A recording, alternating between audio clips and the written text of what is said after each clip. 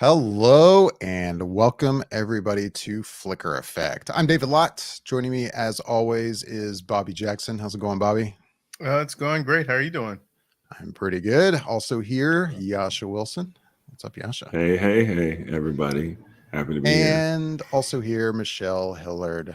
Hi, everybody. Hello. By the way, we are recording and broadcasting live on Monday, April 11th, 2022, and this is episode 400. 400. I think it's great that all four of us are here for the 400th 400. episode. Hey, look at that. Look at that perfect. Oh, so creative. I'm coming with the fire tonight, guys. Coming with the fire. 400. So, David, what does this 400th episode mean to you since you've been here since episode 1? This is my retirement episode. I'm letting you guys know I'm done now. I guess I don't know. I never really thought like how long this show would last. I guess part of me is kind of surprised we've been doing this long, but I'm still enjoying doing it. So here we are. We've come a long way from our initial review of Green Lantern long time ago. Man, let's not talk about that. That's a crazy episode to start your podcast. A mood killer. It could easily go one way or the other. So to talk about our podcast, we're going to talk about shit that sucks. So let's start with. Let's all dive in. I would be frightened and scared to go back and listen to that episode, which I totally could do, but I don't. I mean, like I've been to the point. Okay, I can hear my own voice and it's fine. I can edit the shows But if I went back and listened to that, I have a feeling I'd make it like 2 minutes in and I'd have to turn it off. It probably sounds terrible. I mean, we've got nice microphones now and soundboards and things that make things nice. This is true. It's a little better quality since Carlton and I started this. On your cell phones. Man, when did Green Lantern come out? It's been a while. Anyway. Ago. I mean, that was when the downfall of Ryan Reynolds and the resurrection of him as well. So yeah, true. I'm just noticing your filter, I think, is taking out parts of your beard. Yeah, I just noticed that myself. I just noticed that as well. It's like chopping out. I just saw that as well. Opposite of mutton chops. It's like, what's happening? I don't know. I know, it's funny. I just kind of noticed that as well. And I was just like, what is happening with my face? And I'm like, oh, if I just kind of sit back and just kind of do that, it looks like I just lose a jaw. You don't need part of it. Yeah. By the way, Green Lantern came out in 2011. So yeah, I thought it had been more than 10 years because I think we missed our 10-year anniversary last year. I didn't realize till after we passed that point. So I figured, okay, we'll celebrate 400. That works. We missed 10 years, but it's cool. I didn't get like confetti poppers or champagne. No cake or anything. Champagne. I think you got champagne for the last big. For the 300 I did, yeah. I know, I'm a slacker. All right, let's see if we make it to 500. 500. Only 100 to go. 500. For 500, I feel like we should all just be together. That'd be cool. That would be cool. A destination podcast. Do a destination. Where can we all go? We'll figure that out. Anyways, lots to talk about. This week we're going to be reviewing Everything Everywhere All at Once. We'll get to that later in the show. Other things to discuss first. I'm actually really excited to discuss first because we haven't had a chance to talk about Moon Knight. Yeah. I'm very curious to know what everyone thinks of this. We have not talked about it at all. Can we go to the even ball? you and I, Michelle, really haven't discussed it. You and I have not discussed it. No, we've watched the first 2 episodes together. And I mean, I would already be interested to talk to you guys about a new Marvel show, new Star Wars show, new anything like this, of course. But I think I've become even more interested to know what you guys all think and I'll just start off by saying myself, like, I've watched the first 2 episodes, and yes, it's only 2 episodes in, but for the most part, I'm enjoying the show. I like it. But I say that like also recognizing it's just 2 episodes. It's definitely the kind of show that it could go anywhere. It could go to really great places, or it could go to, okay, yeah, this show's not that great kind of places. But so far, 2 episodes in, I like it. you know. And I'm also, though, coming from the perspective of, I mean, I'm already the guy on the podcast that's not like the Marvel guru by any means, and then this takes it to another level. While I know absolutely nothing about this guy or guys, so yeah, I go into this completely blind. So I'm enjoying the show, and then I go to like film Twitter and I see a lot of the varying reaction to this show, and I'm like, oh wow, like there's a lot of people that aren't happy about this show. Like, Really? you know, certain aspects to things that have been changed from the comics and you know, Oh. stuff like that. And I'm like, well, wow, like, you know, am I only enjoying it because I don't know the source material that much, or I don't know. I'm curious to know where you guys fall. So I'm gonna jump in with you, Michelle. Michelle, what do you think? Oh. I think I'm just gonna have to piggyback off what you said. Like, I don't know the source material. I've never once read a Moon Knight comic. It's one of those things like I know he exists. And that's about it. And so for me, this whole thing has been really eye-opening. Like to me, it's cool because it gets into all the Egyptian lore and their kind of, I guess, mythology is the best way to put it, but it really wasn't mythology. I don't know. And so that's really kind of neat. And I like the whole, like the factor that he's, you know, battling the situation that's happening in his head body thing. It's interesting. And yeah, I'm with you. Like, I feel like I've enjoyed it. And I think this next episode is going to be like, okay, is this going to continue to go well? Or is this going to take a turn of, yeah, it's still, yeah, I guess it's okay. So yeah, maybe my enjoyment of it is because I know nothing of the source material whatsoever. Like, I didn't even know their names. So like, yeah, but I like it so far. I'm down. Like, it's nice. It's refreshing to watch a Marvel-esque thing. And I mean, I would say for the most part, like, this is not a kid-friendly one. Like, not that all of them have had kid-friendly aspects to them, but for the most part, they've had moments of like levitivity that are a little more like family-friendly, I guess. This one, like, no. Like, even it's funny because there was an ad for it, and David's younger daughter saw it, and she kind of looked at me and she was like, "Oh, it's a Marvel show. Can we watch that one?" And I was like, "No, honey, that one's not for you. There are Marvel shows we can watch with you, but that one's not one." You know, because I think they watched an episode of Hawkeye with us. I think the first episode. Yeah, and she kind of enjoyed that one actually, and I think like she's really going to enjoy Ms. Marvel. I think that'll be a fun one to watch with them. Like, I'm looking forward to that. But yeah, I was like, I'm sorry, honey, you can't watch this one. She's like, his costume's cool. I'm like, it is. It's very cool. You're super not going to see it in action. Wow. Very sorry. I love you. How old is she? Dreams. I know. When she gets older, she can watch it. But I know. How old is she? She's 6. Okay, yeah, that makes a lot of sense. It's a no for now, but later. Anyways, yeah. So. Bobby, what do you think of Moon Knight so far? I'm so glad he didn't go to me. I'm so glad he didn't go to me. There was a breath held there. I didn't, by the way, like even like hint at any of the negative stuff I've read or seen yet, just because I was curious to hear from you guys first. But anyway, go on, please.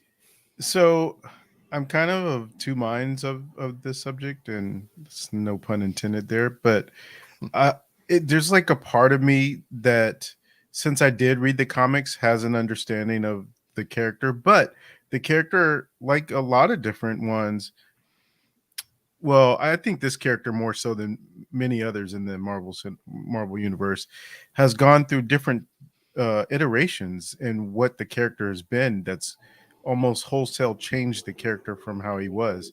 And during the time when I was reading it, he was really more sort of a Batman styled character. And he used to have that moniker, really, was that he was just known as the Marvel's version of Batman, because they really highlighted the aspect of him being a mercenary and just had all these fighting skills, and he was rich. and he was always as that Moon Knight character that you see. And it wasn't until after I had not been reading comics for a while that they gave him the split personality and went from that direction into things. So I don't know that character in that iteration, in that form. So going into this in the way that I have, I'll just say straight out that I'm enjoying this show. It's different than what I would have imagined it to be. I knew the concept of what they were going to do with it going into it, but even then, it's still different than what I thought it was going to be. But I think a lot of what I'm enjoying right now is the performance by Oscar Isaacs, and I think that he's just doing a fantastic job with bouncing off of really himself in a lot of the things that he's doing. And so that part of it I'm like really digging. I think my not criticism, but I would say the one thing that I wish there was more of, just because of the nature of the show, is I would love to see more action in the suit, and we haven't had that quite yet. There's a little bit of that's maybe building up, and we'll see more as we go along. Like you said, David, it's only been 2 episodes, so I'm not really criticizing it from that standpoint, because who knows what we'll get in the next 4. But that's been my only takeaway, is that they really sort of tease it a little bit more so than giving you a lot of it yet, just at this point. But yeah, I'm definitely enjoying it. Different than what I thought it was going to be, and I'm anxious to see where it goes, because almost at this point, even though again it's been 2 episodes, I'm seeing a way in which it almost could have worked more as a movie than a series. But we'll see where it goes and see how much more unfolds, where I say, yep, I can see why they did 6 episodes as a series as opposed to a movie. Right. All right, Yasha. Sorry, I can't hold off anymore. It's your turn. What do you think? Or what do you think so far? Sweet. I like it. I do remember the Moon Knight that Bobby was talking about and referring to, where he was, kind of considered just basically Marvel's version of Batman. And I did know the direction that they were going to go in with this one, of him being kind of a multi-personality type of person with 2 people trapped inside of one body, and maybe even 3 if you want to count the moon god. But like Michelle, I really enjoy the lore and the history aspect of it when it comes to exploring with the Egyptian culture. I think that's really, really cool. Oscar Isaac is just a beast. I think he's fantastic. It's so much fun to watch him. I love it when actors are so talented that they can play themselves, be one person, or 2 different people in the exact same outfit and the exact same uniform, and they look like they're completely different people. And that's really what he's done a lot of times when he's in this role. I am thoroughly enjoying it. I think it's fantastic. I think it's incredibly well done. Like Bobby though, I would love to see a little bit more action, but I think they're just building up to it, like they've done in the past when it comes to some of these Marvel shows. Like they kind of did that with Falcon and the Winter Soldier. Like they had, a really big action set piece and whatnot. And relatively early, but it's just the further in we got with the show, the more and more we got when it came to the action and what that we were going to get with the show. So I like it. I had to do a little bit of a deep dive when it came to learning my history of Moon Knight, or the one that they're doing. That's how I knew what their direction they were going to take with this.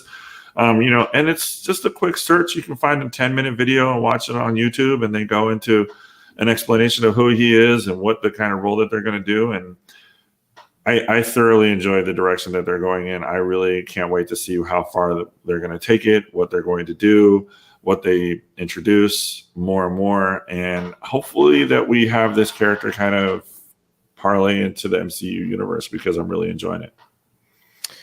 I will say one other thing about it before maybe you jump into it, David, is that keep in mind, for anyone that's listening or watching, if David does talk about any of the negativity, that Twitter is a very small bubble. Because if you think yeah. about the amount of people that actually know the character, that read the books, that percentage is very small. And so those people that would actually have watched the show is an even smaller percentage of that. So they just have loud voices compared to, I think, the majority, because I've seen mostly high praise for the show. To like the most negative thing was just maybe that they don't know what's going on, which is, I think, the purpose right now. It's not, you're not supposed to really know. And just yet, I'd like to add on to that too. I forgot to add on to that, but it's like when I hear, because I've seen some of those negative comments and negative reviews too, and I'm just like, what are you people talking about? Like, I mean, here's a multi-layered character, not just like, oh, his secret identity, but this guy has multiple personalities. He has two people living in his head, and he can't figure out which way to go, or three people living in his head trying to listen to. He's crazy. He's insane, and he is essentially our hero. Like the layers of that, and that Oscar Isaacs is able to do when it comes to his performance, it blows me away. Like I am captivated with watching him do it, because I think it's fantastic. I think he's such a talented actor to begin with, but just like with the characters and just the different body and the mannerisms, even he points it out. Like when he's watching himself on the video, he's like, that's not me, because it wasn't him. It was the other person walking out of the museum. And I think it's fantastic. So hearing that is just kind of like, it's just frustrating. It's like, okay, what are you guys expecting when it comes to this? Because if you want to nitpick every Marvel thing across the board, then yeah, you're going to find a lot of things wrong with everything. You can find something. So it's just like, are you here to enjoy it, or are you here to be like, holier than thou on your high horse, saying that this just isn't right because of the source material says this? Okay, yeah, maybe. No, I don't know. There's no need to like dig into all the negative stuff I've seen. I mean, you know how it can always be interesting going into Twitter. And, I'm sure you're right, Bobby. I guess, the majority of reaction to the show has been very positive, but like, I had a day recently where I was scrolling through Twitter, and for whatever reason, it was throwing it's like Twitter was trying to find all the negative reaction. And that's what I was seeing. And I'm like, man, if this is to a point that I'm scrolling through my feed and having to feel like, wow, it seems like the general reaction to this is negative. Like a lot of stuff regarding the effect of, what is the god's name? That's Khonshu. That his look, I guess. I mean, I saw a lot of comparisons to like a CW show. A lot of stuff regarding the kind of, I guess, change in the one personality, the Stephen Grant personality. But anyway, we don't need to overanalyze all the negativity, but it was one of those days where I was like, man, like, am I crazy? Like, I mean, again, it's only 2 episodes in. I'm not like full on in love with the show yet, but I'm like, I'm liking it. Like, am I nuts? That's when I was like, man, I got to talk to you guys about this. No, I mean, it's an original idea that's happening, I think. I mean, it's a superhero situation, but still, like, it's unique in the Marvel universe to see somebody who's kind of the anti-hero. I mean, yeah, you look at Marvel, and of course there's Deadpool, but like this guy's different. He's dark in a whole nother kind of weird level, and it's really interesting to watch this story unfold. And yeah, like Oscar Isaacs is doing a spectacular job pulling it off. Like it's the man. It's credit to his skill as an actor.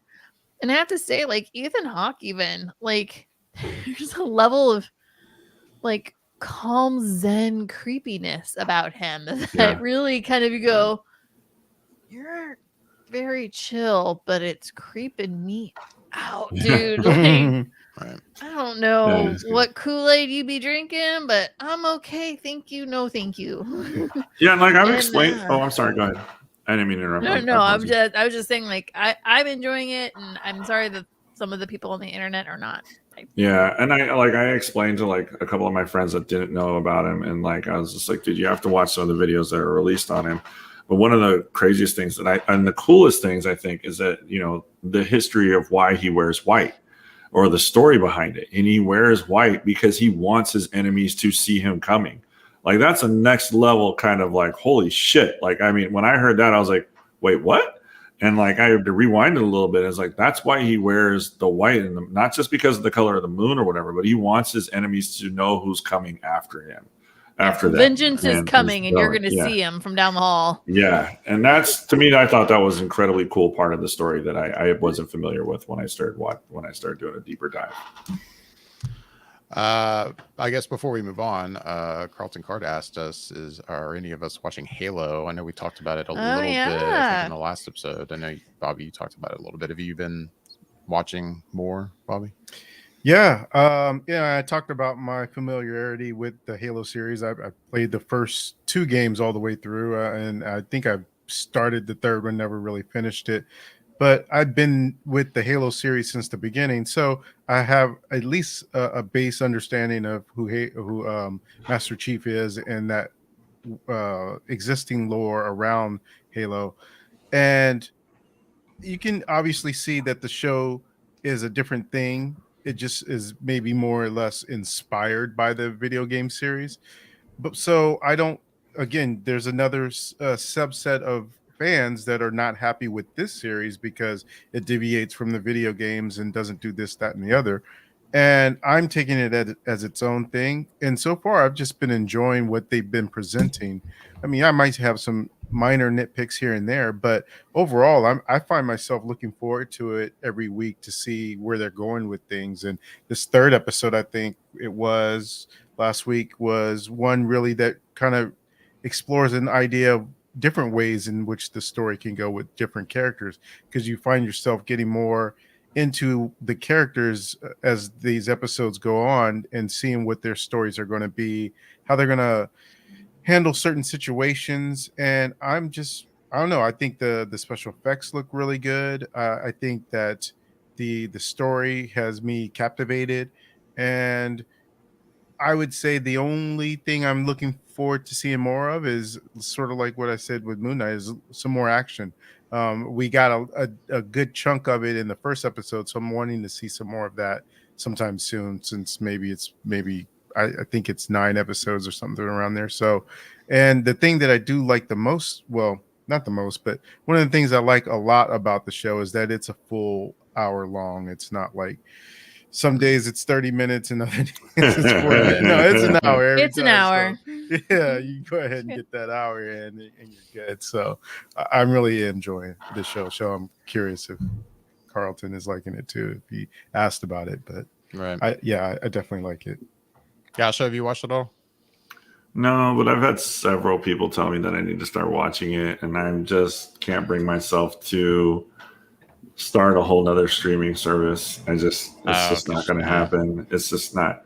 One, I know that it'll, like, they have the free 7-day or 30-day whatever trial and stuff like that. Yeah. So maybe I'll eventually do that, but I just can't bring. I'm not going to spend another. I'm not going to buy any more streaming services. I have way too many as it is, and I don't get a chance to watch everything now. And do the trial when you can just binge the whole thing in like a weekend. You'd be like, oh, I'm going to cancel. I'm good. Thank you. That sounds like a solid plan. Just be like, oh, yeah, it's just not. Anything else going on in the news that you guys wanted to talk about? Bobby, you got anything? News-wise, no. Okay. I guess maybe just wrap it up and move along really quickly. But Academy did say that Will Smith is out of can't attend any of the Oscar shows or parties for the next 10 years, and so that ends that saga. Yeah, he can't attend like it lasted for a year. Any Academy events. Sponsor. Any kind of event. If they throw a minor event, on a beach or something, or I mean, like, any kind of an Academy event, he's not allowed to attend. So, but he can still be nominated and win and still be nominated, and he can still win an award. And he just can't go. He just can't go. Maybe Jada will accept it on his behalf. She could technically. Yeah, she could. She wasn't kicked out. The thing that's weird is, like, he resigned his his membership, basically. So because he resigned his membership, is he still eligible to even be nominated because he's not actually a member? Yeah, I don't think. I think you have to so be a because member. yeah. Okay, so it's just like his status is gone as like the member Yeah. status is gone. But like It's so ridiculous. So stupid. So I'm so tired. it's all just so ridiculous. And it's like on one time, like I'm so tired of talking about it, but just kind of like keeps coming to the forefront. But yeah, like it's just I'm frustrated with the way the Academy handled literally the entire thing. Like start to finish, this whole thing was handled horrifically. Yeah. Like, yeah. I just don't even have words for it anymore. I just don't. It's definitely worth mentioning, but I'm with you. It's been rehashed so much now. With that said, I mean, do I still find any new information about what happened that night a little interesting? Sure. Yeah, me too. But I mean, it's to the point now where I'm like, I'm good. I'm happy with the ban, even though, maybe it could have been more strict. Yeah, I don't know. I mean, it could be, they easily could have just done a lifetime ban on him. Oh, yeah. And that's wicked harsh. But at the same time, like, it would set a precedent for, like, look, you can't assault people you can't assault each other. Like, it's not a good thing. You can't do that. Not a good look. It's not a good look. Yeah, like, you can't assault them. You can't do that. Like, I can't keep eating. I'm just anyway. Has anybody watched anything they wanted to talk about other than our review this week? Yasha? I did see Morbius. Oh, Morbius. You're the Bobby, one. I have heard some interesting things about that. I know David and Michelle, you guys did not watch this, but I'm going to ask Bobby, have you got a chance to watch this yet? I will watch it, but no, I'm not in a rush to watch it after a lot of the reviews that I saw. And I kind of even know pretty much the whole movie at this point because I just didn't care enough to shield myself from it. But I'll still go watch it if it's still in the theater by the time I have a chance to watch it. Which it should be. That's smart. That's smart. You know, don't rush to go see this. Wait till it hits the dollar theater. Yeah. And you know what's sad is that it wasn't horrible. It was just kind of dumb. Like it just didn't hold much weight. The special effects and the fight scenes, pretty cool. Like pretty fucking awesome, actually. Like especially when he really gets into it. And then it just takes this really drastic turn of who this character is and who he's supposed to be, trying to make him this anti-hero but not hero type of role. And his villain was very weak and kind of pathetic and not really that interesting. And then the ending came where they tried to tie it into the MCU and say, look, we're just as cool and we're going to be in Spider-Man. And none of that made any sense. Like it just was kind of dumb. Like in all honesty, that's really what it comes down to. Like and I was talking about you earlier today, Bobby, to a friend of mine.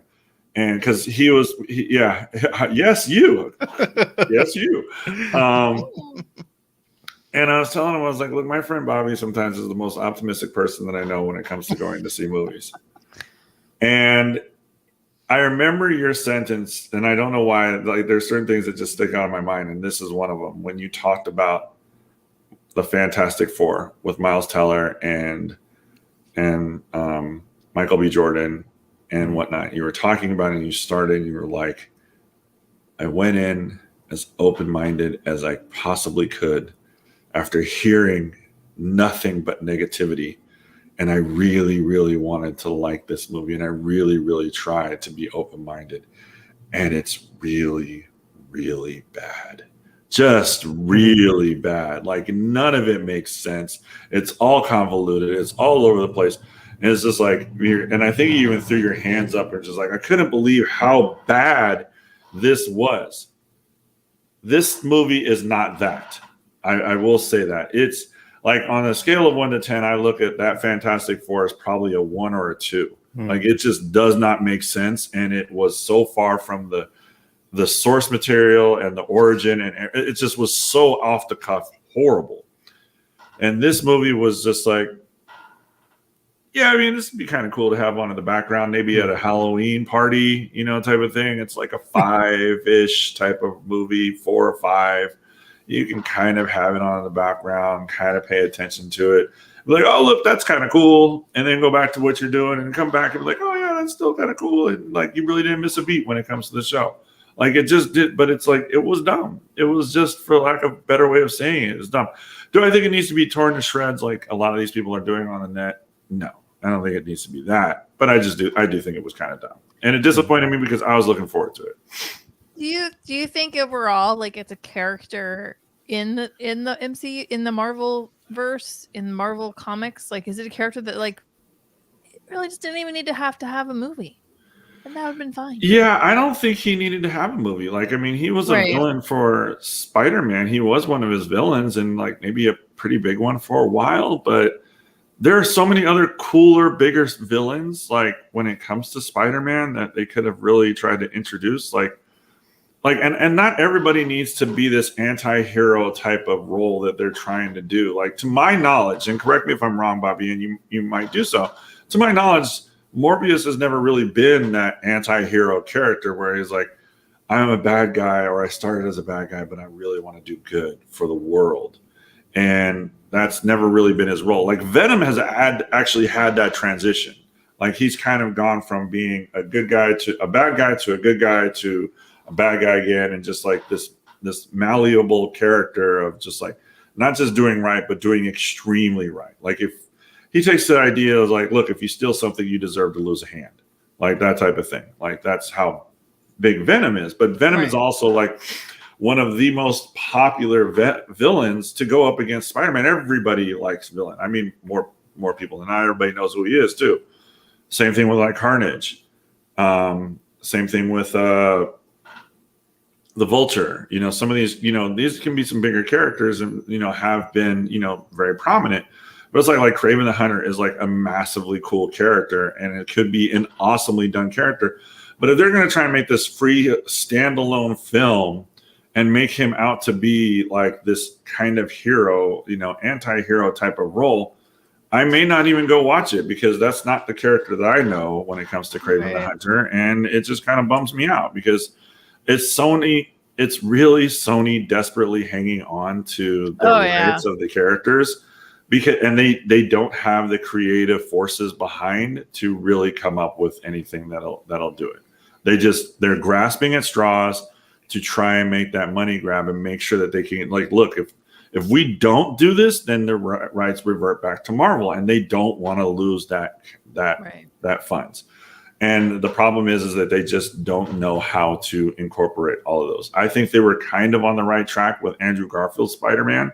Like, that could have been really cool, but then that second one just took such an aggressive turn into like a rushing everything that they screwed it up. They completely screwed it up, and they know they did. So overall, Morbius, kind of dumb. Don't rush to go see it. You can definitely wait. Save your money. Doctor Strange is right around the corner. That's about what I expected. And to what you were saying, Yoshi, there's been times where Morbius has been that anti-hero because he's a tortured soul kind of thing. But yeah, most people would know that he would be more of a Spider-Man villain than the anti-hero part of him. Yeah, he just waffles a little bit with that. But I agree. I wouldn't say turning all these characters that are normally villains into anti-villains is the right move. But like you said, Sony's got a Sony, and they've got to make their movies because they have to. And if I'm not mistaken, I think for David, you're 0-3 for these movies, right? You haven't seen either of the Venom movies or this Morbius, so yeah. And I want to watch the Venom films. I'm curious. And even this one. I mean, your review, Yasha, sounds about like what I've now expected from Morbius based on what I've been seeing. Like, yeah, I have also seen some people just outright ripping it to shreds, but the impression generally I've gotten is that it's bad, but it's not that bad. Like, it's fine to not great kind of level movie. Like, So, Yeah, I mean, 100%. I would even still probably eventually watch this if I have a night when it's available to stream, and I'm just like, all right, Yeah. I got nothing else to watch. I'll give this a shot. That's literally I what was- you should do. I was just gonna say, like, once it becomes available on streaming, I could see even doing like a 3-night thing where one night we watch Venom, and the next night we watch Venom Carnage, and then the third night we watch Morbius, and kind of get, three, sequenced, just to kind of give us the like, okay, we've seen them in succession, like, Right. form our opinions. So, anyway, Michelle, you been watching anything else? I caught up on Picard. Yes, no, I can't remember anymore. I mean, I don't know about you, but I think I'm an episode behind. I think we are an episode behind, Yeah, aren't so. we? But I'm enjoying Picard, actually. I feel like there was an episode that was kind of a episode, but now I'm like, okay, no, I'm in. It's enjoyable. I'm having a good time with it, and it's been fun to watch. Like earlier this week, because it was First Contact Day earlier this week. It was an interesting week. The beginning of the week was First Contact Day, and the end of the week was Rex Manning Day. So it was kind of like a nerd week this week. So it's kind of fun. Right. So no, yeah, I think I'm enjoying Picard. I'm trying to think if there's anything new that I've really started up. I know there's stuff that like I'm looking forward to starting soon. That's going to be happening. What is it? First Ladies is coming out on Showtime. Yeah. That looks really good. I've been wanting to see that, and I saw a special about it on the CBS Sunday Morning Show, and I was like, "Yep, still want to watch it. Looks good." But no, I don't think I have anything really. Well, I have a question for you. Well, actually, let me start somewhere else, and then I'll come back to the question. But the Picard, what you were saying about that, he did something I've never seen a show do before, which is have an announcement about the next season before the current season has even finished. I know. And that Did I not watch that? Well, the announcement was that the entire, I think the entire cast, Basically the main cast of the Next Generation series will be in the third season of Star Trek Picard. So Maybe I did see something like that. Which most of them are in this one. Well, and they have a little teaser, just a little teaser for it. But it's interesting that they even did that in the first place, as if to just sort of say, "Hey, jump on board now, because we've got some exciting that's things true. coming The for ride's next gonna get season." good, yeah. So Yeah. but and it's a final season, right? They're just doing Yeah, they're just just the doing final the 3. season, Yeah, which they're I just think doing is 3 good. I parts. think that Yeah, same I here. agree. Like, it's enjoyable, and I'm enjoying watching it, but Picard is definitely a show that you're only watching because you are a fan. You are a Trekkie. You are a Right. fan of Next Gen. Like, you're watching it because this is your fandom. Like, Mhm. I don't think anybody on the outside of that is watching this and going, I love this. This is great. I think you're going, what's going on? What's happening? Like, you need to be in the Trek world and or the Next Gen fandom of the Trekkies. Like, you need to have an investment in these Right. characters. Otherwise, you're like, whatever. Yeah, so I would say that would probably be another good reason eventually, Yasha, when you're able to try and get some time Yeah. to watch Paramount Plus, and you can watch Picard and the Halo series. I'm There you definitely go. interested. I mean, I'm probably more interested in the Picard series Sure. than I am Halo, just because I didn't really play Halo. So, I mean, I Yeah. played it a couple of times, but I'm really excited about the Picard series. I really like that because I'm a Trekkie at heart. And Like, I mean, remember that.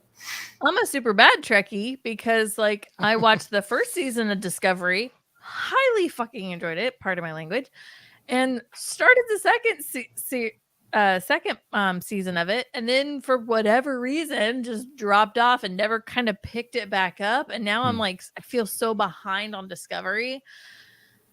I really almost feel like I have to rewatch the whole thing from start to now to where they are in Discovery to know what's going on. And then there's a whole nother Star Trek coming out. And I'm like, I'm the worst little Trekkie fan. I'm so behind on my Trekkie stuff because I've been trying to be caught up on my Marvel stuff and on my Star Wars stuff and on my other, like, there's so many other things. But this anyways, is true. I digress. So the question I wanted to ask was, I think you had mentioned it before, But are you caught up or current with our flags mean our flag means death? That's what it's called, right? Oh, Bobby. So Uh-oh. I love Taika like Yeah. so much. I love him so much. And I wanted to see this series so bad, but I have not watched one episode of that entire show yet. Oh, okay. And I'll be All right. honest, it kind of like there's a little twinge in my heart that's really sad that I haven't watched it. But it's Yeah, like I'm a little surprised. I'm disappointed in myself for not watching it yet. And that's not for not wanting to watch it. It's just Right. I will admit too, like, because I've been wanting to watch it, but I feel like it's not in the nearly like in the zeitgeist at all, like right It now. has in the I last agree. week or two for some reason. because it it just out of finished up? nowhere. It just kind of Okay. jumped probably because into the whole thing's zeitgeist. on. I know for Uh, me, like especially now that the show has ended, I'm like, okay, I've got to watch Severance. Like, Oh, and I want to all watch I that hear about is too. the ending of that show. Sure. Nothing has been spoiled for me, thank God. But I really need to watch that. But anyway, That's the one streaming service I have not paid for that I want to, but Apple? I just need time to be able to sit down with all the different shows that they have, because I could probably name a good 5 or 6 There's- maybe that There's so would many on wanna Apple, watch, and all I so can tell you is if you just watch the free, just watch Ted Lasso, and then you can cancel it. oh well, I would want to watch I would highly disagree with that. There's other stuff too, but And I I'm I was just actually, and I think I've saying- said before, if I had to pick a streaming service other than being like the diehard fan I am of Marvel and Star Wars and stuff, like Mhm. I feel like Apple curates their content quite well. I Like do. basically everything I've watched on there has been at least good, if not really, really good. Right. Minimally, it's been this is good. This was enjoyable. Yeah. I mean, Yeah. you're not going to get the ridiculous amount of content like a Netflix, of course, but where you could watch anything from terrible Right. crap to great Right. stuff. But Yeah, they No, need it's better qual- quality it's a control. quality. Yeah, it's a quality streaming service. Like you're going to pay for a streaming service, and you want quality put out with everything they do. Apple is the quality streaming service for sure. Mm, Really? For amount of content, like yeah. to keep it on that level. Like even like I really thoroughly enjoyed the first season of The Morning Show. I will say the second season isn't going as well for me as the first season did. hence I haven't continued to watch it. Like, I'm like, But it's not back to it when I do. bad. It's just not as enjoyable as the first season. So that's not saying that this show's bad. So it's one of those things like, and there's other stuff like I have yet to even watch the M. Night Shyamalan show that he did for Yeah. what is that called? I can't remember now. Yeah, I can't remember the name of that one. Servant? But the No. the Servant, I servant, think yeah. it's Servant? Okay. Yep. I haven't watched that, and that looks interesting and Yeah. weird. But yeah. So no, our flag Okay. means death. To circle back, there's a lot out there, and Sure. not enough free time for me to watch all of the things. Yeah, indeed. If only you could have a life where one part of you was at work the entire time and another part of you just could watch TV shows the other time. I mean, Be nice. I mean, like, and every now and then, like, I as much as I love movies and TV, I also just enjoy evenings where I'm just listening to music. There's nothing on a screen. I read a book. True. So, yeah, but all of those evenings are all few and far between. Right. So, Gotcha. anyways, yeah, I want to watch it, and when I do, we will definitely be talking about it. Bobby, anything you've watched you wanted to discuss? Yeah. Oh yeah. Oh yeah. We still haven't gotten to Bobby. We still haven't. Hey man, sorry. The show's gonna run This- so long. I've been pushing things for as long as I could, so I got to talk about some stuff. I'll just try and go a little bit fast though. Let's see.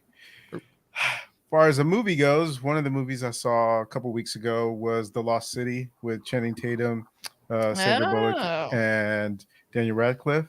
And I will say that it's a enjoyable movie. There's some good funny comedy coming from Channing Tatum. He's been really good at this physical comedy and some of the aspects of just comedic timing that you saw from 21 Jump Street, and I think he kind of has some of those elements in this movie as well. And their banter back and forth between him and Sandra Bullock is really good. I would say it's a really solid movie. And one specifically that would be like a good date movie kind of thing. So it's not spectacular in terms of some of the things that are happening in the movie. There's a lot of predictability to it, but it's a nice, enjoyable movie that doesn't assault your senses when you go watch it. So that's definitely one I would suggest. I got a chance to see Sonic the Hedgehog 2, and I think that one is such a great movie for the family. I mean, bar none, if you're looking for something to take the kids to, this is absolutely it. When I saw it, I saw the cutest little thing where there's this girl, she had to have been like 4 or 5 years old, and she was walking into the theater with her family, and she had this little Sonic the Hedgehog doll that she was hugging as she went in there. So it's just such a nice family-friendly movie, and it was fun. I can't really criticize it because I know the audience it's aimed at, and I think that it's really well done in that sense of giving you a good adventure. There's funny things in there, I think, that are for adults as well, but I think that they have hit on the formula for this series, and it will only keep growing from here, because I believe it made 71 million over the weekend. Highest debut, I think they said, for a video game movie or something of that nature. Jim Carrey's highest opening, which seems crazy when you think about it. That But seems insane considering Really? what Jim Carrey's. That's crazy. Wow. I know. Wow. So it definitely did well, and I'm sure we'll be seeing more. And I remember talking about on the show at one point that they were going to be doing a Knuckles spin-off series for, I want to say, Yeah, I could see that. Paramount Plus. I think that's where Sonic That kind of sounds lives. right. That sounds right. But yeah, so that's coming as well. And Knuckles is great. Idris Elba does a great job as the voice of Knuckles, and that character is as the movie goes on, the character has some funnier kind of lines to him because of how much he doesn't understand, but it's really good, fish out of water kind of thing. But no, it's a solid movie, and I would absolutely say this is one the whole family can enjoy.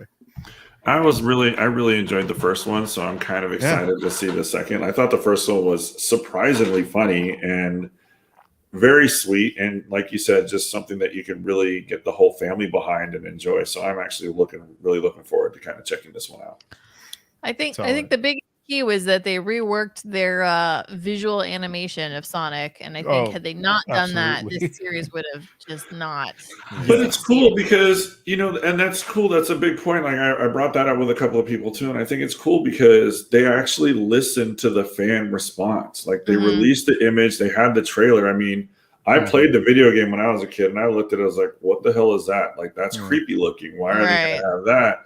And I wasn't the only one that thought that. Like, the entire universe blew up, and like they were just berating this. And it's like the fact that they were just cognizant of it and just was like, you know what? These are our fans, and they're telling us that they do not like how this looks. Let's take an extra $2 million and fix that, because we have a movie that's going to be really good. But if they don't want to come see it because he doesn't look like the character, that's a problem. Yeah. It was a smart move on their part to listen and fix that, because now they've got a hit franchise on their hands where they could have been dead in the water. It could have been so dead in the water. Yeah. That's good. Another thing that I wanted to mention that I've been watching and really enjoying is Atlanta season 3. This is Donald Glover, Brian Tyree Henry, Lakeith Stanfield, and I'm forgetting Zazie Beetz. And if you've watched any of Atlanta, you know the show is very involved. It works on a lot of different layers. It's not just surface level in terms of some of the things that are going on. and the third season is no different in the sense that they get into some serious themes and makes you think, alongside of there being a comedy element to some of this stuff. And there's at least been 2 episodes. I think there's been 4 total, maybe. And 2 of those episodes don't even have really any of the cast in it. It's separate story that's just happening within this world of the series. And they're both very thought-provoking in the way that the stories are in those 2 episodes, as well as what they've been experiencing in this show. It's hard to explain it, but they're overseas right now in London, and they're on tour because Brian Tyree Henry's character, Paperboy, is started to make it big, and so now he's touring and stuff. And so it's showing some of the elements of what they go through being overseas, and how if any way that people are perceived when they have a little bit more money and fame. But interesting stuff, and good stuff. If you haven't had a chance to watch it at all, I would suggest it. It's on Hulu or FX if you have that as well, and you could definitely catch up to season 3 because seasons aren't all that long. One of the other things I wanted to mention is this show that I had been wanting to watch and had not watched, and then got obsessed and really into, is Winning Time over on HBO Max. And this is the story of, well, based on some of the stories of how the Lakers got to become Showtime Lakers. And you've got the main characters on there seem to be Jerry Buss, and then Magic Johnson, and then you also have like Kareem Abdul-Jabbar. And the story is fascinating. Every week I just find myself just like super into it. One, because the story and everything that they were doing at that time is just so hard and unbelievable that these things were happening, but also because the actors portraying these larger than life basketball players are so spot on with mannerisms, with just the look, with just the way they sound. It's just so well done. And it's like, this is a show from Adam McKay, and I think he has a little bit of that stylistic way of doing it, where this show looks like it's from the 70s, the way it's shot and the gradients of the film or whatever. It just has this look and feel of that time frame.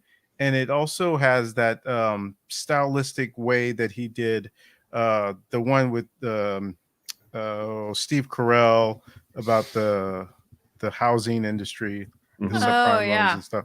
It has sort of that kind of feel to it. Yeah, The Big Short has a little bit of that feel to it as well. But it's just been such a fantastic show. And Yasha, I know you've been watching it as well. Mm-hmm. Oh yeah, no, for sure. And we talked a little bit about it off air, but it's fantastic. Like anybody that lived through the 80s when it came to basketball, basically the rise, the incredible aggressive rise, I guess you could say, of the NBA. And that's in part due, I think, largely to the Lakers, Magic, Bird, and then ultimately Jordan. And to see how this team was acquired, their owner, and anybody who knows or has paid any attention to Jerry Buss's habits, it's pretty spot on to the attention he liked to give the ladies, if you would, to say, put it nicely, which is probably one of the reasons why the Lakers aren't a huge fan and not really trying to co-sign or endorse and distance themselves from anything that happened. And that's true in this story. But anybody that's paid attention to the Lakers in the 80s, you're not going to be like, oh, that didn't happen. You're going to be like, that actually kind of sounds a little right. That sounds pretty close to accurate, and it's fantastic. Bobby's right. It's captivating. It's engaging. John C. Reilly is absolutely brilliant as Jerry Buss. Like, he looks so much like the part in some scenes that I personally forget that I'm watching John C. Reilly. He just does a damn good job of it. Yeah, there's a lot of fantastic actors in it that Yeah. still keep popping up as here and there as characters that you be familiar with that have hung around the Lakers, or just in general as actors or comedians of that time frame. It's just been great, kind of just getting to experience who's going to pop up next in the show. Nice. And the last thing I wanted to talk about is something that kind of makes me a little sad to talk about, in all honesty. This movie, the one that I'm referring to, is Michael Bay's latest movie, Ambulance.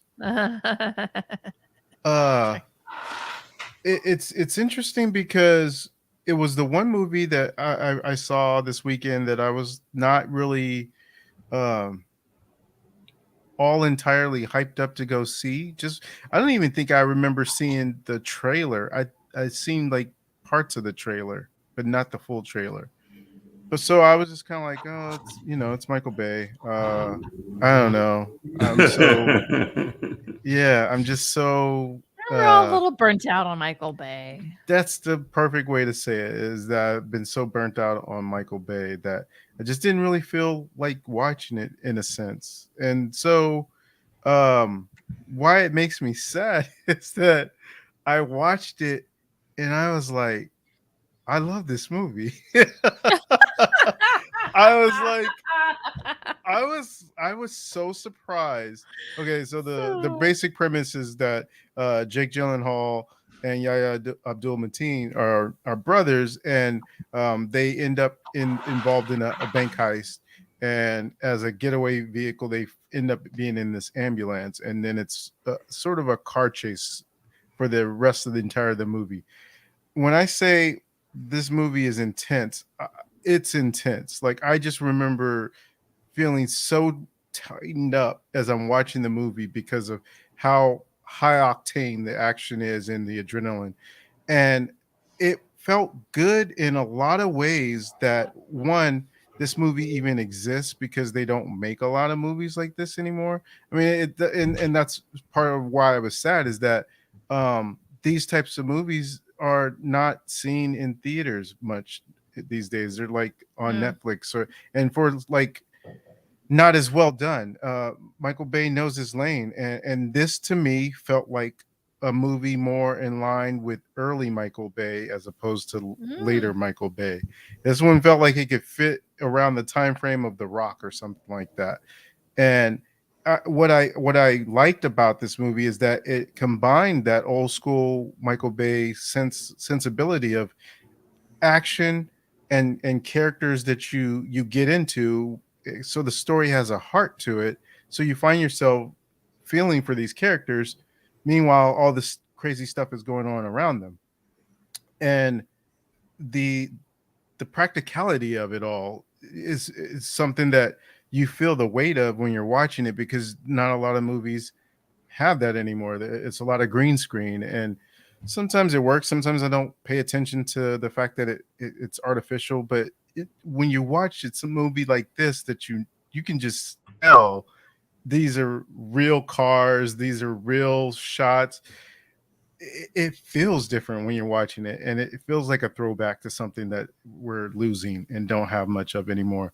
And I know that Michael Bay did a lot of drones with this movie, and you can tell the shots the drones get in this movie are so amazing.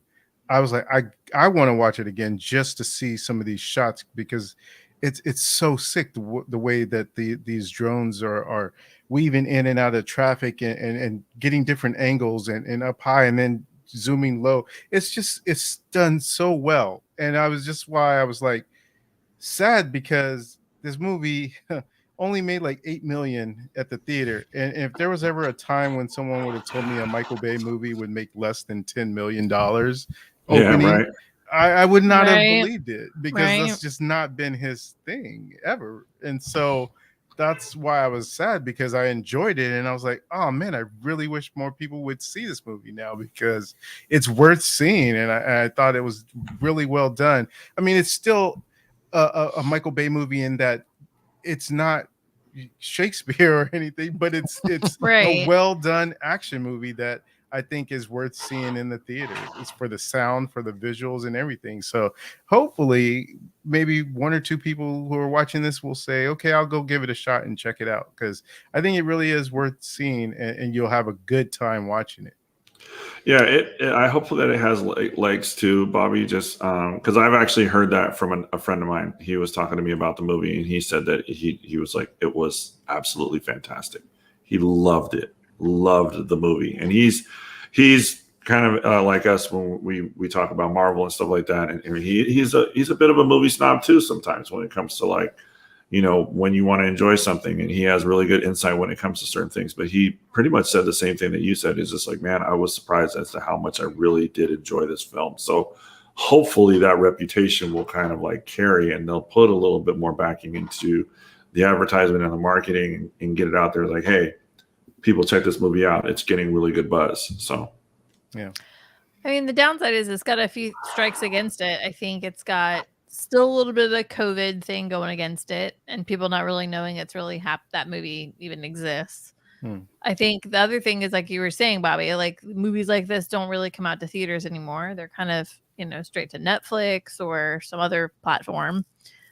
And then the biggest strike of all, unfortunately, is for a Michael Bay film is the Michael Bay-ness of it. And that's because I think, unfortunately, Michael Bay really shot himself in the foot with the Transformers films. I think he went too big. It was too much. And I think it really off-put a lot of people to his films, unfortunately. Like, I'm one of them. Like, I was like, yeah, I don't need to see this. Like, because I'm like, I'm over Michael Bay. Like, yeah. I get that. Because I know I went through him. like a big Bruckheimer film phase. Those Michael Bay films, Yeah. Tony Scott films. Yeah, we all did. But yeah, now I'm like, I mean, you saying what you're saying about it, Bobby, sure. Like, I'm like, okay, maybe if I had a free night to go see a movie in the theater, I'd go check this out, given what you're saying about it. But otherwise, yeah.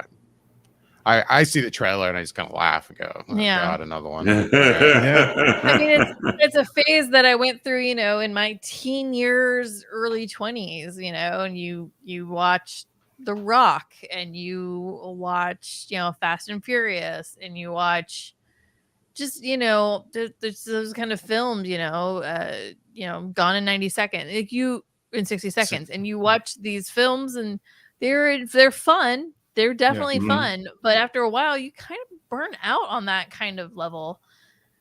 And I think that's just kind of where I am. I think that's where a lot of people are, unfortunately, with Michael Bay films, is it's kind of like, oh, okay, I'm good. And now. I completely agree. And I would probably have felt the same way if we had still been having those movies, but to not have had those types of movies in so long, this feels like the first one of its kind again.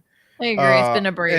And this Six Underground is trash to me, and that was Michael Bay. But this is actually good, in my opinion. This makes that movie look even worse by comparison. So yeah, this is worth seeing, in my opinion. All right. Well, with that, we're going to move into our review. Yasha, I know you didn't get a chance to see the film we're going to be reviewing. I don't know if you want to stick around or if you're going to depart.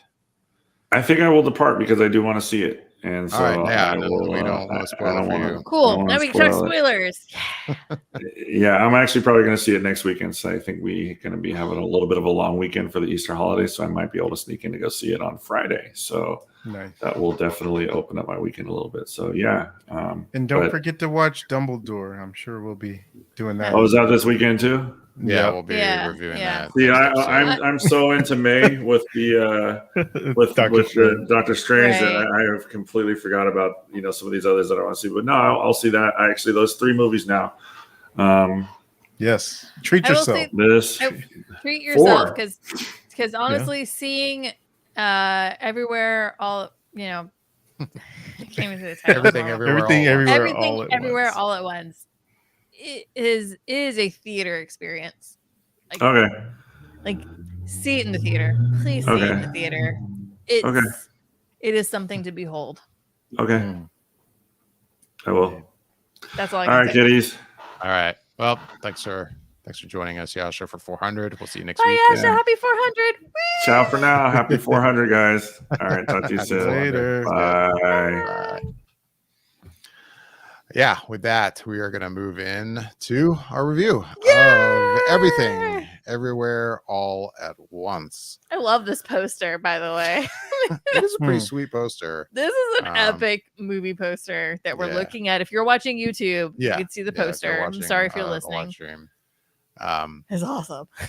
But yeah, this is a film directed by the Daniels, Daniel Kwan and Daniel Scheinert. They previously directed Swiss Army Man. They did Swiss Army Man? Or they Man, that was a good film. And yeah, it was like before leading up to the show, and I'm looking at stuff and the stuff they did. I didn't realize they've done some music videos. They directed a music video that I hadn't watched in a while, a DJ Snake video for now I'm blanking on the name of it. Turned down for what? Turned down for Yeah. No, if you haven't seen that music video, do yourself a favor, YouTube it. It's a good one. It's such an interesting video to watch. It's such a good music video. And as soon as I saw that, they directed that. Yep, that fits. That makes sense. That makes total sense that they did that music video for sure.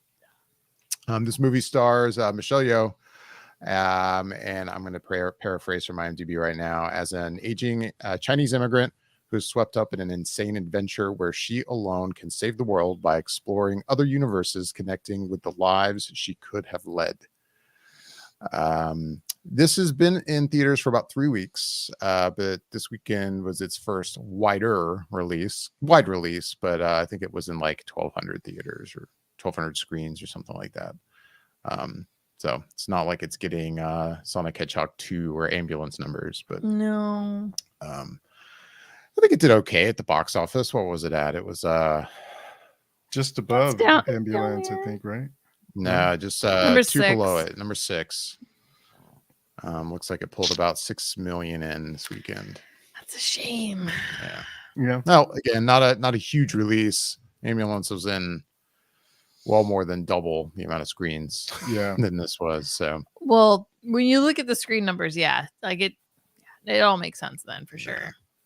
And it's A24. It's A24 is not always blockbusters, and that I'm not mad at that. I'm just saying factual. Like it's right. Yeah, not big tentpole films. No, and again, not mad at that. I'm just facts.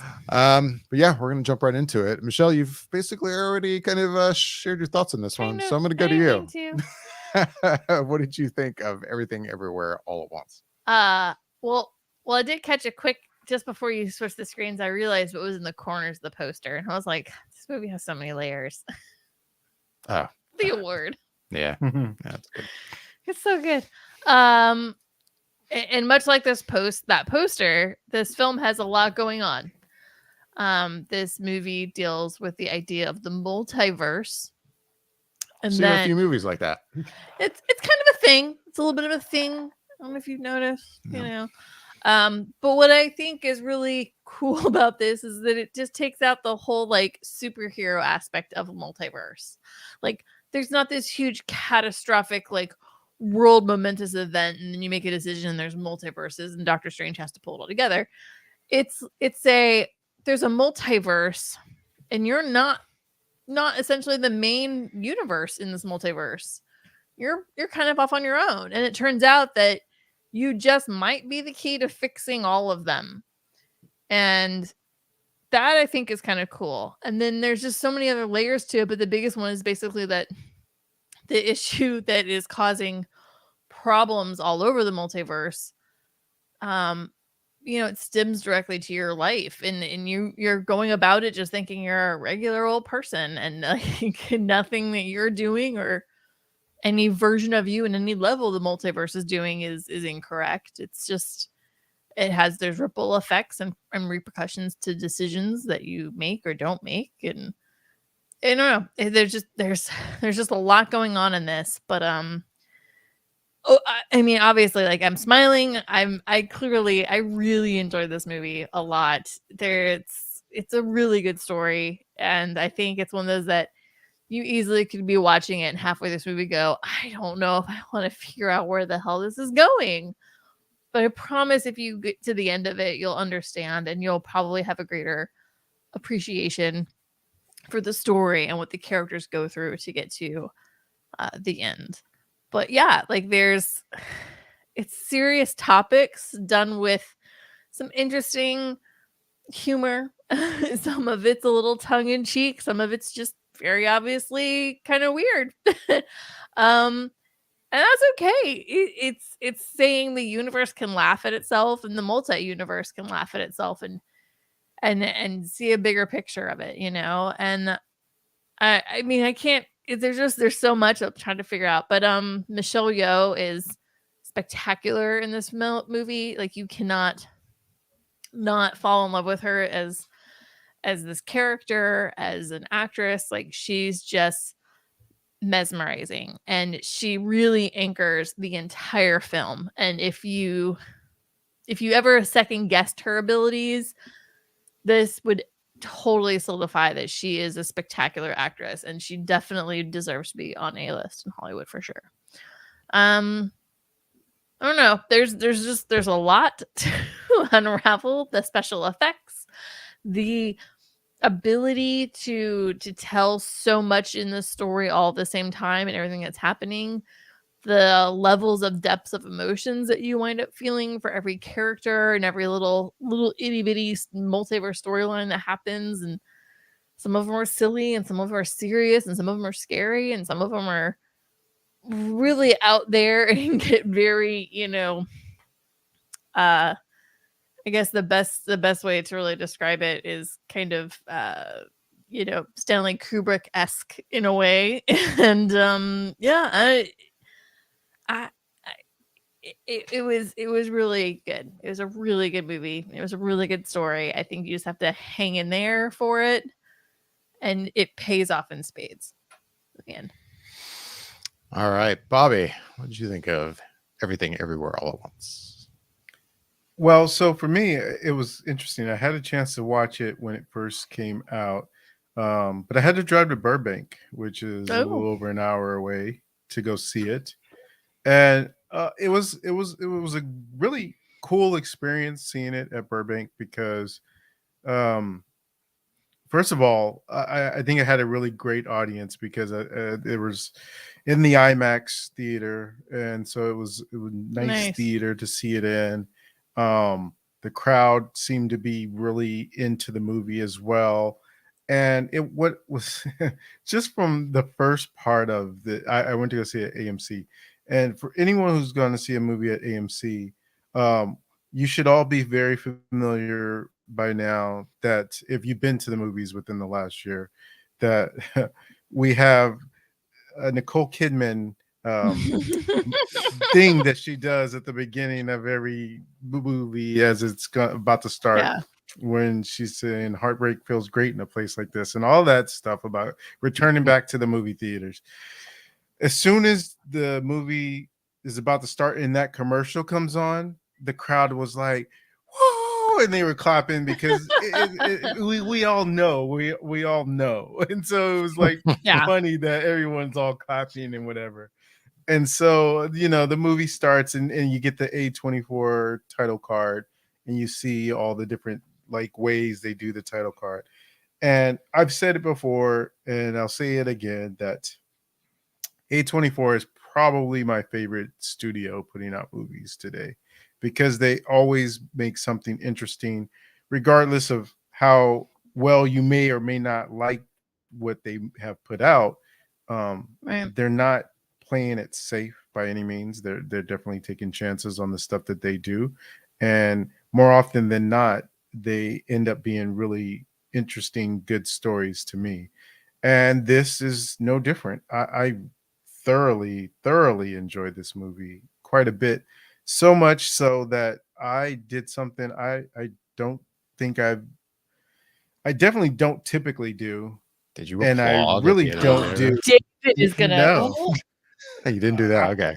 No, I didn't do that, and I really only ever do for Marvel movies. and that was stay all the way to the end of the credits. And it wasn't because I thought there was going to be something else there. I just was really in awe of what I had just watched. It was just respectful. It was just such a, and it was so funny too, because I was watching it at Burbank.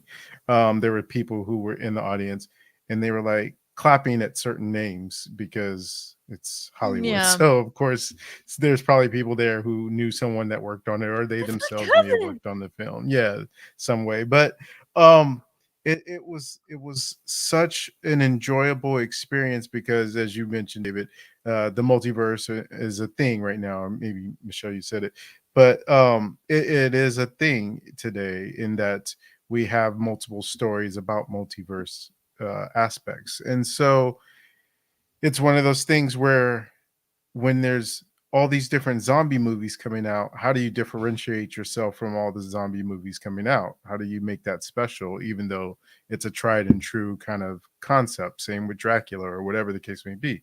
Right now, it's multiverse is the hot thing. And I feel like they did such a good job in making themselves stand out. Like Michelle, you pointed out the performances. You have Michelle Yeoh, Stephanie Hsu, and is it Kiwi Kwan, who was Short Round in Indiana Jones and Data from the Goonies, all putting in great performances. And if you set aside all the wackiness and crazy aspects of what happens within the multiverse, the central theme and story aspects of what is going on here, which is really about family and living up to your expectations of your parents, of your partner, and of yourself.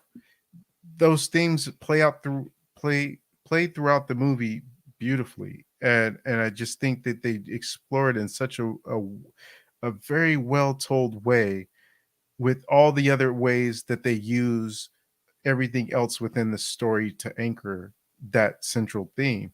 And it's just so well done from start to finish that not only did I see it that time, I also saw it a second time over the weekend because I enjoyed it that much when I saw it. So I just can't say enough good things about it. I don't want to keep going on about it. I'm sure we'll talk a little bit more about it. So I at least want to give you a chance to talk about it too, David.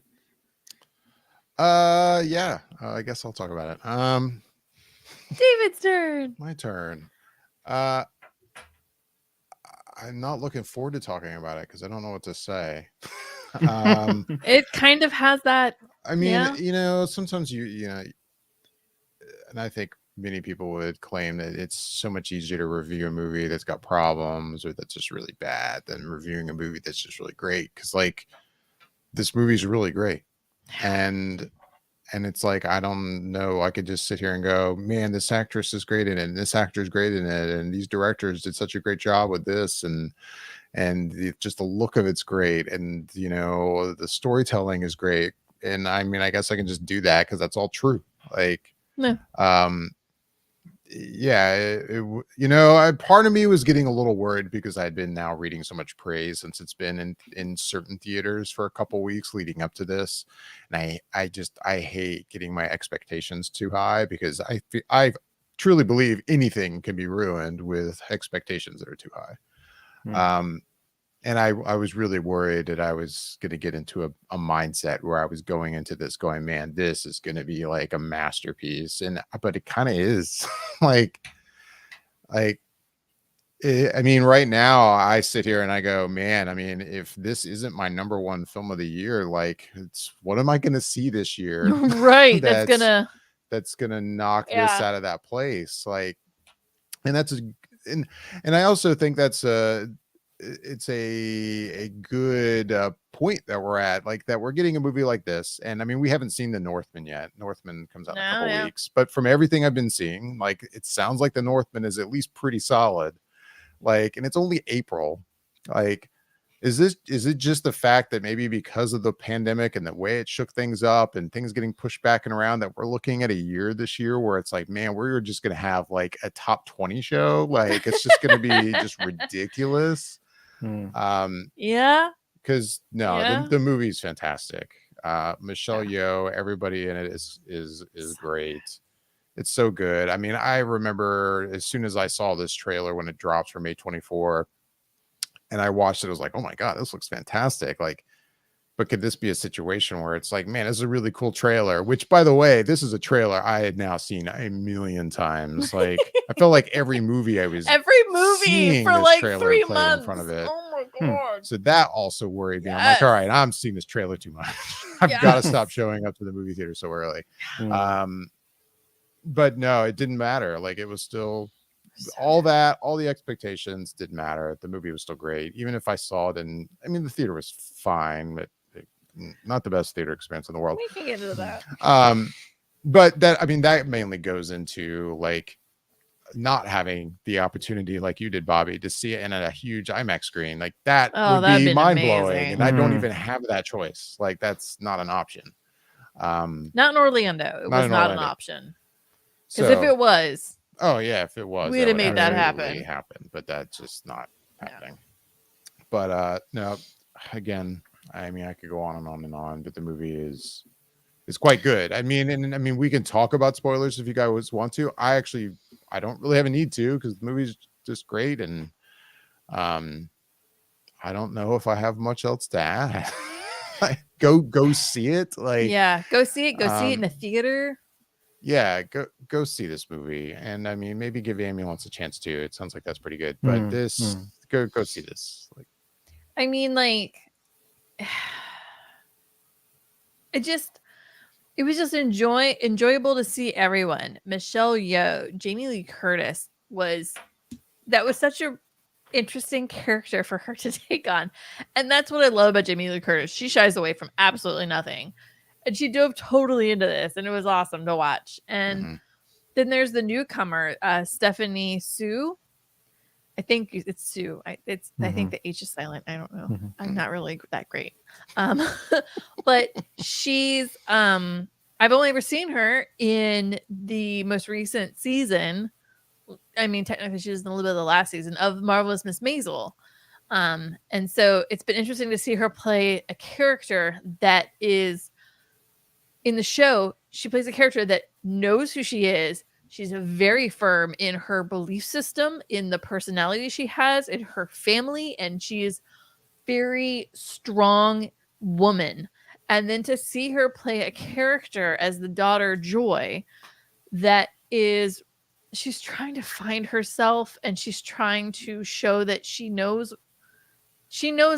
a decent amount of who she is to her family, and she's struggling with showing them and getting them to understand what she understands to this point of who she is. And to see her struggle with that, to see her play a character that's just she's trying to fend off depression, and she's trying to fend off falling into an abyss, and she's on the precipice of this ledge, and she's crying out through the multiverse to her mom to help her.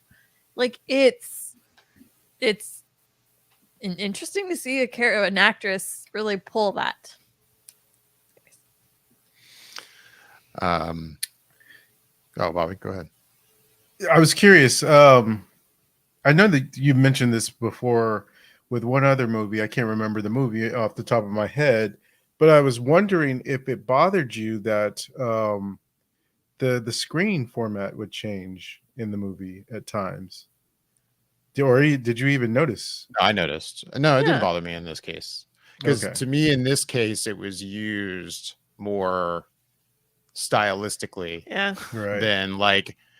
than a movie that I've seen that's just, oh, we shot shots in IMAX and we didn't shoot these shots in IMAX, so the aspect ratio changes. Like here, like it was like a video game where, you know, in a video game you get those cut scenes or those cinematic kind of scenes that like crop it in like a, you know, ultra wide like letterbox format kind of thing, and that's felt like what scenes in this were doing. So I guess I actually liked it. It didn't bother me. Yeah. No, it was a nice stylization, and I think it added a lot to the story. How it was constantly, and it helps you kind of pick up on different like times when you're like, oh, we're kind of focusing on this multiverse, and this one has this. Like it added an enhancement to it. Honestly, I don't think it took away at all.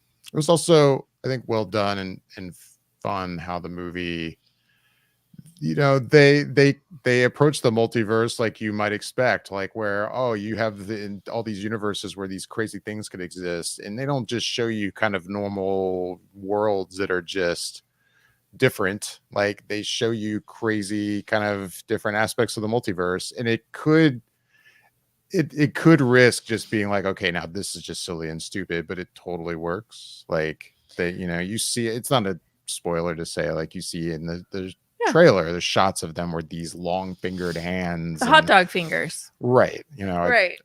Like it seems silly, and it seems silly that it could go stupid, but it's silly in that it's an enjoyable levity to it. Right. And they make it emotional, and they pull on that Mhm. storyline within that universe, and they make you connected to those characters and how they are. I don't know. It was well done. I mean, it made you care about people that was silly hot dog fingers. Like, Right. that's impressive. It's funny because the way that they handle multiverse travel is almost the way I've always imagined time travel would be in if it was a reality. And not the crazy things you have to do to traverse it, but just the aspect of you're not here. It's not like you're doubling up. If you went to the past, it'd be like you just occupy your past version's body kind of thing, Right. and then you can experience it from that point of view.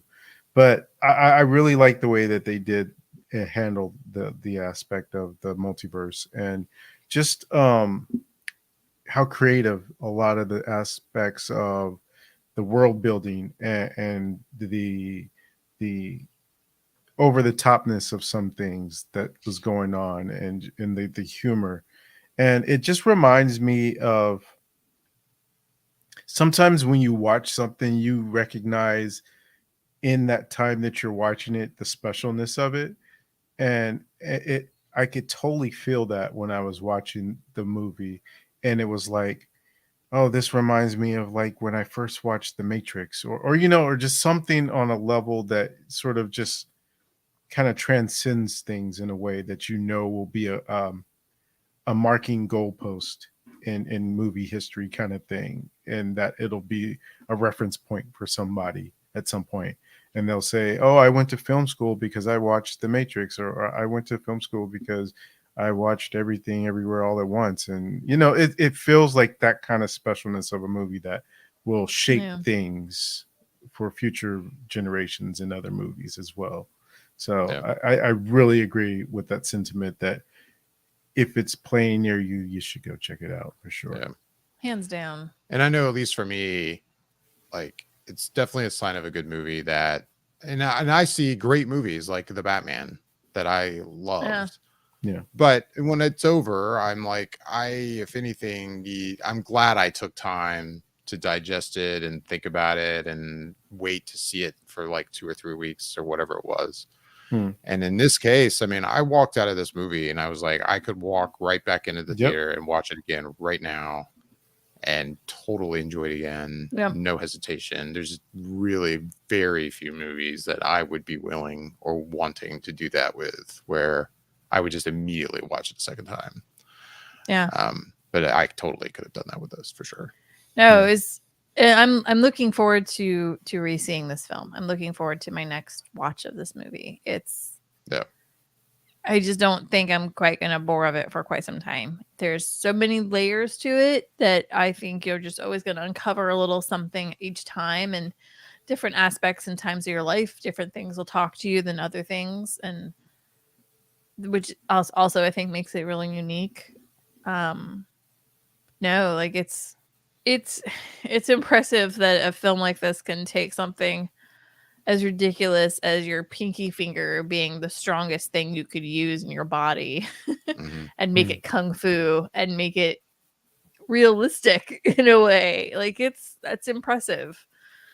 So yeah, no, it's a really interesting movie. I mean, like and I get it. Like I'm sure some people watch it and they're like, this is a lot. There's a lot coming at me. But I feel strongly that if you just go with it and go with the ride, you'll come out on the other side happy that you made the sacrifice to watch this movie. Yeah, I mean, was there a point maybe 15 minutes in that I was a little like, is this going to be almost hard to follow? Like, I forget how many minutes in it was, but it didn't last long. I pretty quickly I was like, okay, no, this is totally working. But yeah, I was like, is it going to get so convoluted? I'm going to be like, right. Wait, which ones? What's going on? Where are we? But no, yeah, it's really not. Like, I would imagine just about anybody could see this, and it's not like a movie that's too smart for people. It's not. Right. I don't think it's like that at all. Yeah. If anything, it might just be a little too silly for some people. Yeah. Yeah. No, we were joking just before the show. Like there were two people sitting right next to me. They got up and walked out in the middle of the movie. Yeah, I've seen that, but too.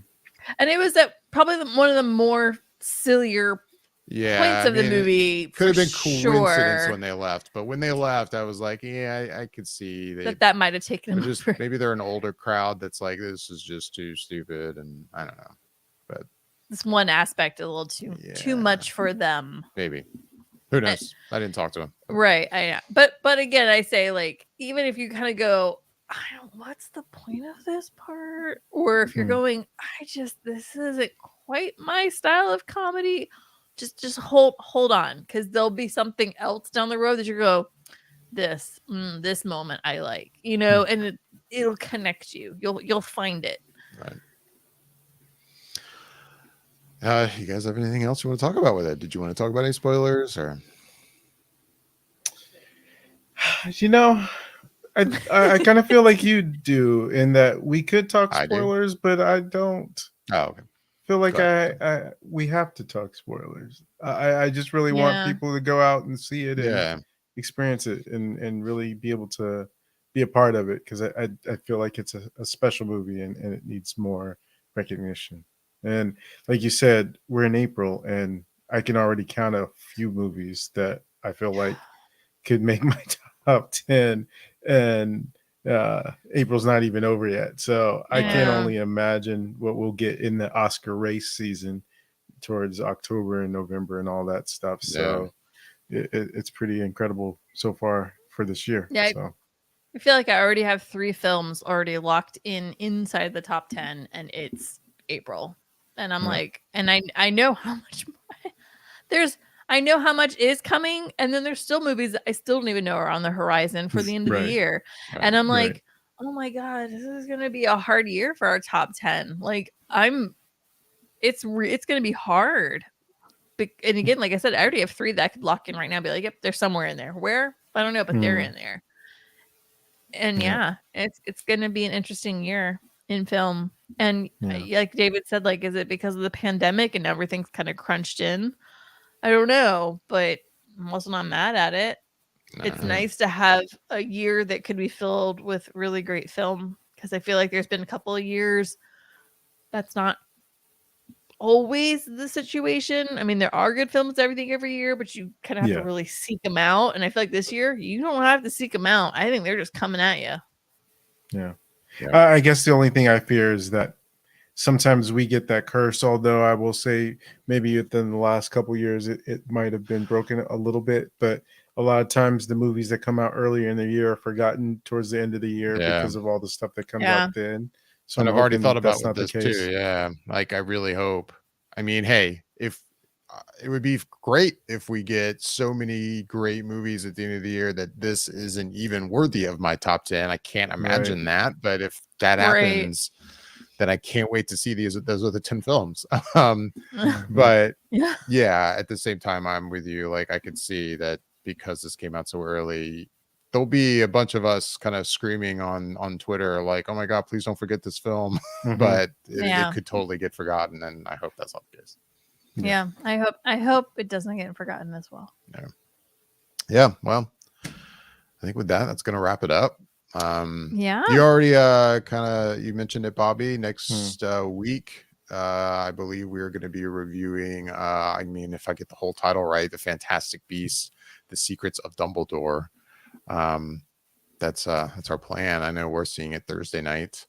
I mean, I'm looking forward to seeing it now. Like, I've been very like anti Fantastic Beasts movies, and I'm still super skeptical of this film. It's but- not your favorite aspect of the Potter but the wizarding world. I'm looking forward to Mads in it. I think I am he is too. going to be a better part of this movie for sure.